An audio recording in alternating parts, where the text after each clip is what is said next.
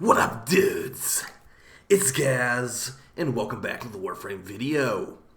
So, today we got a Plague Star prep guide. Plague Star is finally coming back after multiple years, and on November 7th, you can start farming forma like crazy. So we'll be going over how you can prepare for that, especially if you've never done this before.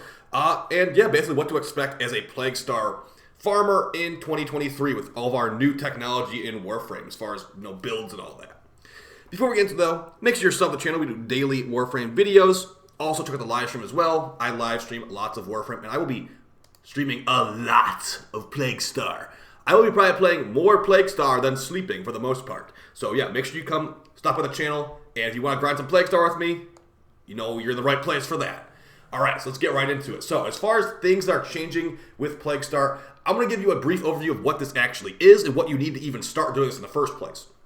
So I'm going to be referencing my video from 2021 as I make lots of strategy guides in this game. I have a strategy guide from 2021 about Plague Star, the last time it was here. So, how this works is a special event on the plains where basically the infested attack the plains. Nakak is the event vendor, and yeah, this video is probably going to still be relevant, by the way. It's 2021 video, so if you want to watch a strategy guide that's super in-depth from that back then, check it out. Some of the stuff is out of date for sure, but for the most part, I think a lot of the strategies will be similar now. So, you're going to have multiple ranks.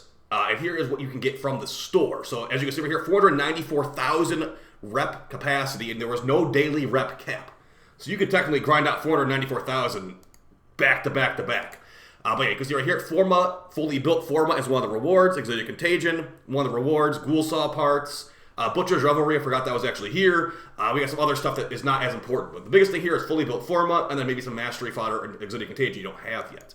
The way you're going to get this stuff is you're going to get rep from killing the special Hemocyte boss that will spawn in the plains. It's going to be all part of this bounty, and the DE didn't say they're not really doing a complete rework of this. It's just going to be the same thing as before, it seems like, with some minor changes. So right here, we're on the plains. A special infested spawn spot will appear. You have to do some defense objectives to get there. And like I said, this video is still somewhat relevant, I'd say, in 2023, this one from 2021, but I will make a new guide when this actually comes out because we do have things that have changed. So you're gonna basically put this special stuff into this bounty, and then it will start spawning the special infested Hemocyte boss. I'm gonna show you the types of strategies we used and what you can do even if you want to do this solo. So let's go ahead and start with what we want to do here. So the boss we're fighting is called the Hemocyte, but it's pretty much just a reskin of the Lefantis boss from Deimos. Now, to actually get into this bounty, there's going to be 3 different difficulties, and this is confirmed by DE here, okay? So on the far left, we got the casual version bounty, whatever it's called. That lowest level bounty will have no requirements of having an infested catalyst or Eidolon Phylaxis in your inventory. And those things I just said are these 2 items right here.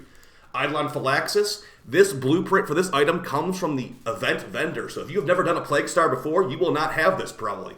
But if you're in a clan at least, you can have this ready to go. You're going to need both of these resources to do the higher level Steel Path and advanced version Plague Star bounties. For the low level one, you could just not bother with this. It will give you a lot less rep. But yeah, you can technically run it without the Eidolon Phylaxis and all that for the low level one. And you're going to need to do the low level one to get enough rep to buy this blueprint in the first place. But yeah, as I was saying, you will need both of these. You can start building these. And as you can see, the Eidolon Phylaxis requires Iridite, Rock Drool, and Nisselpot. These are all resources that come from the plains in various locations. If you're trying to farm those, I'd recommend doing it in the Steel Path plains, as the amount of resources you get is determined by what world state you're on. So in a higher level world state, you'll get more resources per node.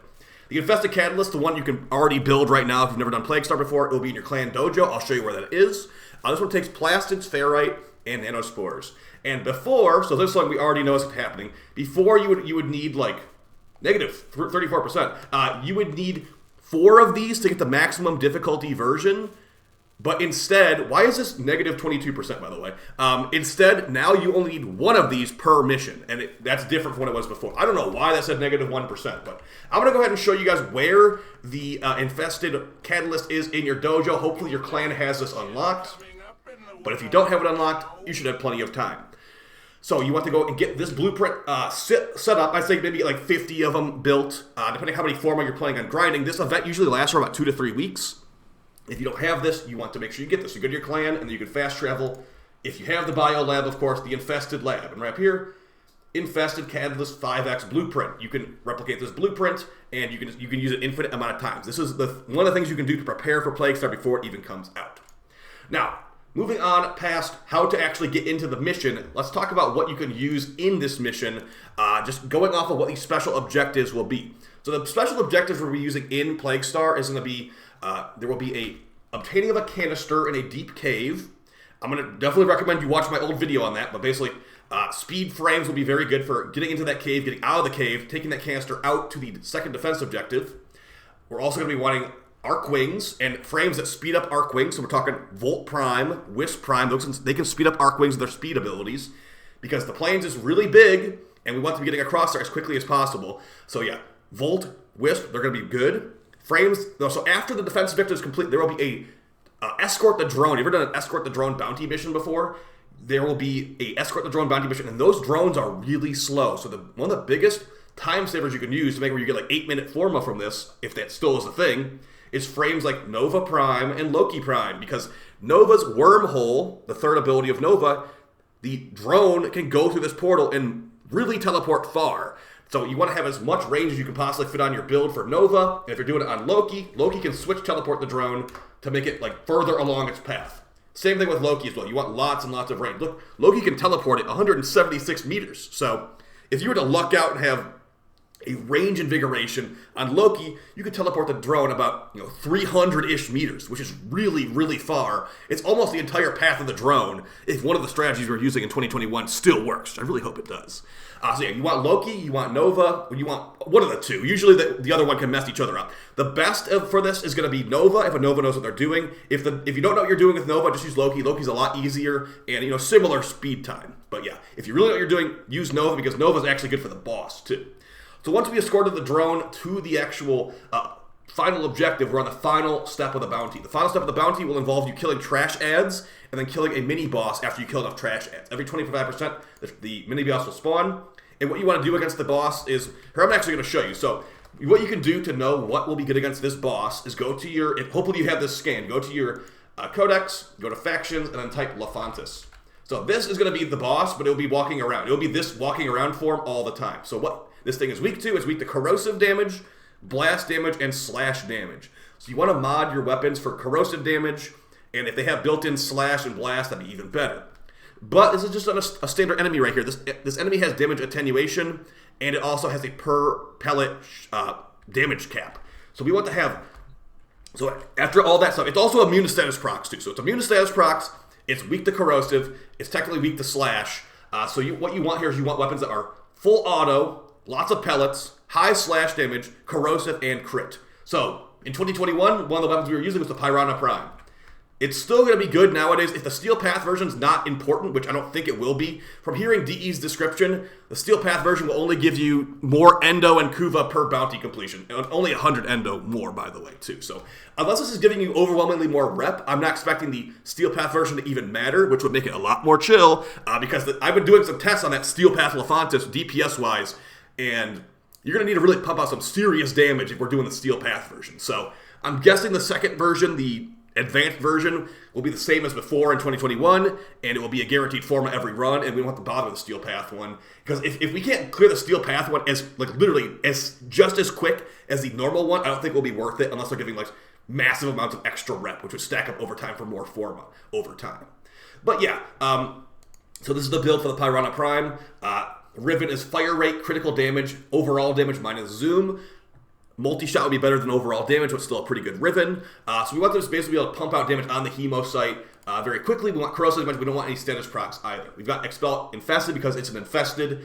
And also, I've got some more strategies coming. I'll do a more in-depth strategy guide about DPS builds and stuff when the event comes out. But let's just say that I've got some ideas with a secondary Outburst Arcane, where on swapping to a secondary from your melee, you could consume combo and get a bunch of extra crit chance and crit damage. This will be good on the Piranha Prime when I combine it with the Ceramic Dagger Incarnon, but that's going to be only in a team setting, as in a solo setting, you want to remove the armor of the Hemo site boss. And one of the ways you can do that, while you're on Nova with no Terrify armor strip or anything like that, is the Vastalock or the Sarpa. Shattering Impact mod removes enemy armor, and with the Vastalock, what stance is High Noon stance, you can go lots and lots of shots and remove all the Hemocyte's armor before it even gets out of the boil. So I'd recommend getting something like this, either the Sarpa or the Vastalok with Shattering Impact. The rest of this stuff does not matter. You could just put on attack speed to attack faster. So yeah, we got Piranha Prime, Vastalok, Nova Prime. Now, a big thing on Nova Prime, this build is not finalized, by the way. Big thing on Nova Prime is if you want to run the Energized Munitions Helminth ability, this lets you fire your gun for longer. The Piranha Prime only has like a 12-round magazine, and I'm also running Arcane Velocity for more fire rate. So once this ability is cast, this comes from the Helminth chair. This will allow you to have a lot more extra ammo. It gives you ammo efficiency, so you can fire your Piranha Prime for longer, which will allow you to kill more Hemocyte heads before reloading. And reloading will happen quite often in this mission, so you want to potentially alleviate that if possible. There's other Helminths you can use too, but this one's just, nice and easy. Activate it, next 8 seconds you got good ammo efficiency. Works with me. You can also throw on some Archon shards on your Nova for more duration, for more secondary crit chance. Even you can honestly throw on secondary crit chance Tau shards or whatever to get more crit. Now, as far as some new things that we've got in 2023 compared to when we did this in 2021, we've got the companion rework. I'm going to recommend that you get a companion with the Tenacious Bond mod. The actual companion you use doesn't really matter. I'd recommend it's not one that can actually kill all the enemies, but I've been working on a build right here for the Adarza, and I didn't even finish it before the video, my bad, for the Plague Star Cat. So if we're doing normal path here, I'm thinking that the Link Health mods, or Metal Fiber, Calculated Redirection, Enhanced Vitality, those will be enough to keep the cat alive. But beyond that, we got Tenacious Bond, the only thing that I actually care about here. The companion will give you, the Warframe, increased critical damage on all weapons. This will work on your Piranha Prime for more damage on the Hemocyte. The way you achieve this is you get your companion's critical chance above 50%. With a rank 4 bite mod, that's how much Count Mochi needs to get over 50% crit chance. I just went to the sim to make sure. I'm like, does exactly 50% apply? And it did apply in the sim, so yeah. If you want to do a maxed out bite mod, or maybe you're using a primary, if you're using a high crit primary, you can do Hunter Synergy instead. You don't technically need a maxed out bite mod if you're not using the pet for DPS. So you only need 50% for Tenacious Bond's extra crit damage. But yeah, as far as that other ones, like you could technically go a Reinforced Bond, as you'll be reloading quite often to get more fire rate on your Piranha. You could go for Synth Deconstruct, I guess, to get... don't bother with that. Medi-Pet Kit to bring it back from the dead quicker would probably be a good call on these last couple mods here. But yeah, the Adarza Kavat will give you more crit chance on your Piranha, making it over 100% crit chance so it can kill the Hemocyte, a lot easier. So it's going to be guaranteed crits on that gun. So yeah, that could definitely get changed up a little bit. As far as other frames besides Nova, I already told you about Loki. Volt. So the reason Volt and Wisp are so good is they not only speed up Arcwing, but they also speed up the drone. There's a drone segment. I'm actually on the Volt build already. Perfect. So for Volt, you want a high power strength build, and you also want to... it depends on what your team comp is going to have, but for our team comp, usually use Rest and Rage from Equinox, making the Hemocyte leave the boil faster. It's all about getting that Hemocyte out of the boil so you can DPS it quicker, because it's immune until it gets to the end of its pathway. So between Speed Nova, 4th ability, giving it increased speed, and Rest and Rage, making the enemy move faster too, and also in damage vulnerability, it will be really, really moving fast out of that boil, and as soon as it gets out there, we have other sources to stun it as soon as its face is opened up. This Lophantis is not always damageable. But yeah, more damage vulnerability, more speed, Arcwing speed to fly across the plains as fast as possible. Just go big power strength on Volt. As far as, Invigorations and Archon shards for Volt, just go power strength shards on Volt, honestly. He won't be there to buff with Electric Shield. You can use Shock Trooper for more damage, for more corrosive damage, that is. Speed for reload speed, blah, blah, blah. So lots of good stuff there. Now let's go ahead and talk about the Invigorations and the Helminth Chair and Archon shards in general. I've already told you a little bit briefly. It's like, okay, you can maybe put some crit chance secondary shards on just for this occasion, but if you watched my previous videos, you might remember I said make sure your Invigoration override is available if you have it. So looking at these right now, these are for kind of random frames. You can, if you have this override available right here, it will switch one of these frames. I can click on this and make it a Volt Invigoration, for example. It will switch one of those frames to the frame you are currently on. So looking at what these do, we're currently planning to use the Piranha Prime for DPS. But if the Steel Path one matters, we'll do things like the Fell Arcs and the Bursten and the big Incarnon DPS stuff that I'm hoping we don't have to use here.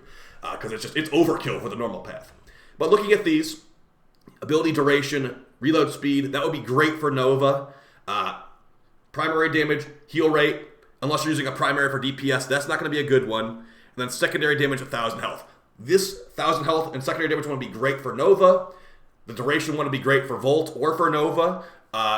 It's just, these are the stats you're looking for. You're looking for things that will buff the damage of the weapon or buff the uptime of the weapon you're using to DPS the Hemocyte, as well as increasing the quality of life on your abilities or making your abilities outright more useful and powerful. So if this was a plus 100% range invigoration, my Nova Portal would cover like 250 meters. It would teleport the drone most of the pathway.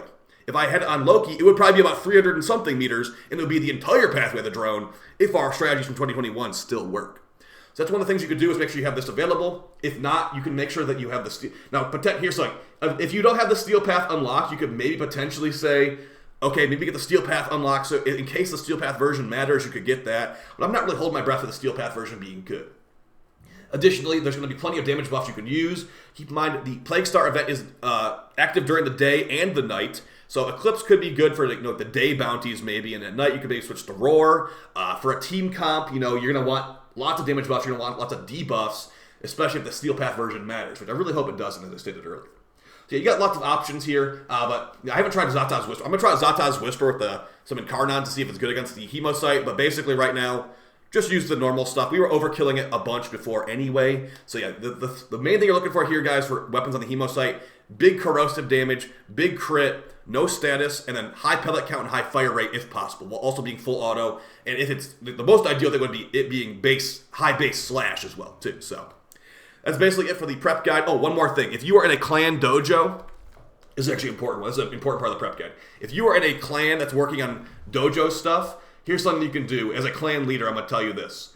You can go, for the plains, for Plague Star, we'll be on the plains a lot. So what you can do is you can go to your dojo pigments and go start up dojo pigments that actually involve plains enemies, because some of those numbers are kind of ridiculously high. So I'm over here at the 10 lab in my dojo. You go over here, this is how you get new colors for your dojo. If you just look here, we got one right here, Tusk Flameblade. Kill this random enemy that spawns on the plains only. Only need 50 for him, but some of these other ones kill 5,000 Dargon pilots. I think you should probably get this one started if you want to be getting this done, because you'll be on the plains a lot, potentially with your clan. There'll be a lot of Dargon pilots likely, at least during the day. Tusk Flameblades, there'll be plenty of those. Tusk Bombards, see, 4,000 Tusk Bombards. You're going to be on the plains the whole time. Might as well start this stuff up, in my opinion. Alright guys, that's basically it for the video. I appreciate all the support. I'll see you in the next one. Take it easy. Bye!